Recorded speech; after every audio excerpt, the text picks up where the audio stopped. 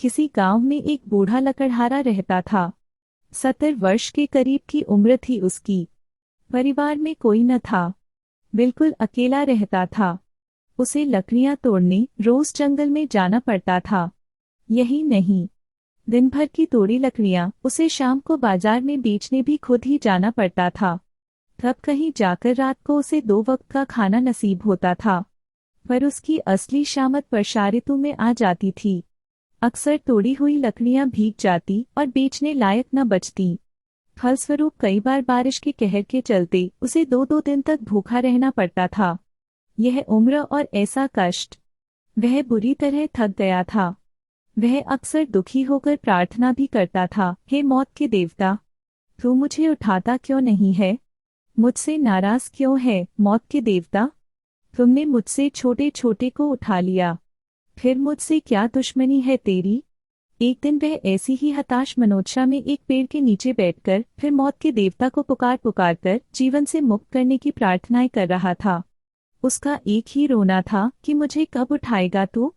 इधर अभी उसकी प्रार्थना जारी ही थी कि किसी ने उसके कंधे पर हाथ रखा। बूढ़ा चौंक गया। उसने पलटकर देखा तो एक विशालकाय मनुष्य खड़ा था। बूढ़े ने डरते हुए उसका परिचय पूछा। उसने कहा, मैं मौत का देवता हूँ। यहाँ से गुजर रहा था कि तुम्हारी दर्द भरी पुकार सुनी। वैसे तो तुम्हारा समय नहीं हुआ है, परंतु तुम्हारा दर्द देखकर मैं द्रवित हो उठा हूँ। चलो तुम्हें ले चलता हूँ। बूढ़ा तो यह सुनते ही होश में आ गया। वह पूरी तरह से भ्रमित था और बहुत डर भी गया था। बस, उसने तुरंत रंग बदलते हुए मौत के सौदागर से कहा, वह तो मैं 2-3 दिनों से भूखा था, सो बस यूं ही ऐसी बातें कह गया था। बाकी तो मैं बहुत खुश हूँ। और यह स्पष्ट समझ लो कि फिलहाल मेरा मरने का कोई इरादा नहीं। मैंने यह केवल इसलिए कहा क्योंकि मैं गुस्से में था। मेरा मरने का कोई इरादा नहीं है। अब तो मैं आपको फिर कभी पुकारूंगा भी नहीं। मौत के देवता ने कहा, जैसी आपकी मर्जी। इतना कहकर वह चला गया। इधर उसके जाते ही बूढ़ा तरंग में आ गया। उसकी चाल ही बदल गई थी। आश्चर्य तो यह कि उसके बाद फिर कभी उसने कष्ट का अनुभव भी नहीं किया। उसकी सोच और जीवन दोनों बदल चुके थे। बाहर की दुनिया में सब कुछ वैसा का वैसा था, लेकिन फिर भी उसके भीतर सब कुछ पूरा का पूरा बदल गया था। और जब जीवन है और एहसास जीवित है, फिर और क्या चाहिए? मनुष्य के लिए उसके जीवन से बढ़कर और कुछ नहीं है। एक बड़े से शहर में एक अमीर आदमी रहता था। उसके पास बहुत पैसा था और उसने हाल ही में शहर में एक बड़ा घर भी खरीदा था। वह पैसों से तो बहुत धनी था, लेकिन शरीर और सेहत से बहुत ही गरीब था। वह दिन रात पैसे कमाने के लिए बहुत मेहनत करता, लेकिन अपने शरीर के लिए उसके पास बिल्कुल भी वक्त नहीं था। बहुत अमीर और पैसे कमाने के बाद भी उसे कई नई नई बीमारियों ने घेर लिया था। वह आदमी स्वार्थी नहीं था, पर सिर्फ इतना था कि उस आदमी के पास पैसा खर्च करने का समय नहीं था। उसे पैसे कमाने की आदत ही लग चुकी थी। डॉक्टर के पास जाने के लिए ही उसको वक्त नहीं मिलता था। ध्यान न देने के कारण उसका शरीर धीरे धीरे कमजोर होता जा रहा था। एक दिन वह बहुत थक कर घर आया। आज उसका बहुत बुरा सिरदर्द हो रहा था, इसलिए वह सीधा जाकर अपने बिस्तर पे लेट गया।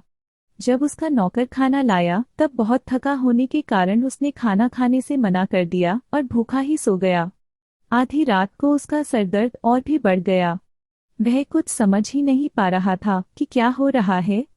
तभी अचानक ही उसके सामने एक अजीब सी आकृति आकर खड़ी हो गई और वह बोली, मैं तुम्हारी आत्मा हूँ और आज मैं ये तुम्हारे शरीर को हमेशा के लिए छोड़कर चली जा रही हूँ। तब वह आदमी घबराया सा बोला, तुम मेरे शरीर को क्यों छोड़ रहे हो? मेरे पास बहुत पैसा है और मैंने इसके लिए पूरी जिंदगी मेहनत की है। मैं इतने विशाल घर में रहता हूँ। ऐसे घर को कई लोग सिर्फ अपने सपने में सोच सकते हैं। आत्मा बोली, सुन मेरी बात। ये बड़ा घर तुम्हारा घर है, मेरा नहीं। मेरा घर तो तुम्हारा शरीर है, जो दिन पे दिन दुबला होता जा रहा है और कई बीमारियों की चपेट में भी आया हुआ है। बस कई वर्षों से टूटी हुई झोपड़ी में रहने की कल्पना करो। उसी प्रकार तुमने अपने शरीर यानी मेरे घर की हालत की है। मैं अब इसमें नहीं रह सकता। यही बोलकर आत्मा उस आदमी का शरीर छोड़कर चली गई। हमारा स्वास्थ्य हमारी सबसे बड़ी दौलत है। इसका एहसास हमें तब होता है जब हम इसको खो देते हैं। बाजपुर गांव में केशव नाम का एक प्रसिद्ध डॉक्टर रहता था। उस डॉक्टर का नाम कई गांवों में प्रसिद्ध था। एक दिन एक दूसरे गांव का युवक केशव को मिलने आया। वह कहने लगा, डॉक्टर, इस सिर दर्द ने मेरी जिंदगी खराब कर दी है। मैं अपने गांव में कई डॉक्टरों से मिल चुका हूँ, लेकिन कोई भी मेरा इलाज नहीं कर सका। कृपया करके मुझे इस सिर दर्द से बचा लो। उसकी समस्याओं को सुनकर डॉक्टर ने उनके पूरे शरीर की जांच की। मरीज के शरीर की रिपोर्ट के माध्यम से डॉक्टर केशव को पता चला कि वह अवसाद यानी डिप्रेशन से पीड़ित था। उसने मरीज से पूछा, तुम्हें घर, रोजगार या परिवार की ऐसी कौन सी बात परेशान कर रही है जिसके बारे में तुम अक्सर सोचते रहते हो? मरीज बोला, आपको कैसे पता कि मैं किसी बात की फिक्र कर रहा हूँ? वास्तव में पिछले हफ्ते मेरे एक रिश्तेदार की कैंसर से मृत्यु हो गई। तब से मैं सोचता रहता हूँ कि यह बीमारी मुझे न हो जाए। जिसकी बात पर डॉक्टर केशव बोले, ऐसे रोग जिनका तुम्हारे साथ निकट संबंध नहीं है, तुम उसे सोचकर तनावग्रस्त होते रहोगे तो वह रोग होने की संभावना है। जीवन में कई लोग इस तरह से तनावग्रस्त होते हैं जिनका उनसे कोई वास्ता नहीं होता है। ज्यादा सोच के कारण लोग अधिक से अधिक मर जाते हैं। सुख दुख बीमारी आती जाती रहती है। हमें उनसे सामना करना सीखना होगा। तुम्हें अगर सोचना ही है तो अच्छी अच्छी बातें सोचो। जैसे सोचें कि आप व्यवसाय में कैसे सफल हो सकते हैं, आप कैसे कुछ हासिल कर सकते हैं। सकारात्मक सोच से आप कई बीमारियों को दूर रख सकते हैं। यह सुनकर और बिना कोई दवा लिए वह व्यक्ति खुशी से घर चला गया। जब एक दरवाजा बंद होता है दूसरा खुल जाता है, लेकिन अक्सर हम उस बंद दरवाजे को इतने अफसोस के साथ देखते हैं कि जो दरवाजा खुला है उसे देख नहीं पाते। तो दोस्तों, कैसी लगी आज की कहानी? अगर अच्छी लगी तो लाइक करें, शेयर करें और चैनल को सब्सक्राइब करना ना भूलें।